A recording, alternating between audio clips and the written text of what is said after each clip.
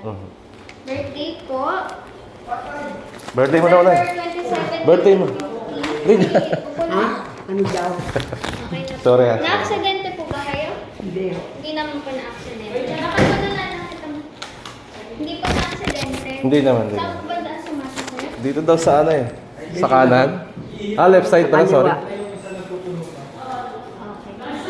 Masakit po ang likuran. Magaling lang. Nananakit po ba? Ha? Nananakit po ang likuran. Oo, kaya kapon pa kami dito binalagyan kasi extra daw para makita. Tapos binigyan siya parang pain reliever ba yan? Parang ganun. Na-x-ray na po si Mommy before. Hindi pa, matagal na panahon na siguro. Ilang araw na po yung back pain niya? Paano siya ipawala-wala? Medyo matagal na siya, pero Mga ilang, po, estimated.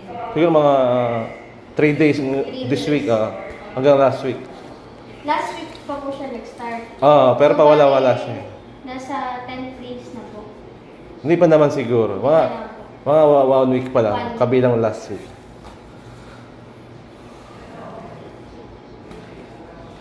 Patanggal po ako ng any metal sa katawan, patanggal po ng, sa katawan lang po. Patanggal po ng bra. Nasuot. Wala ho ako. Wala po kayong bra. Yung nasa leeg na lang. Tanggalin lahat.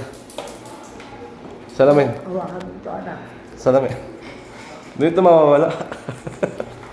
Operahan ka na dyan, no? Baka ako makalimutan mo na ibaba. Nandiyan ang pamasahe na. Operahan ka na dyan, ayun. Bagot tayo.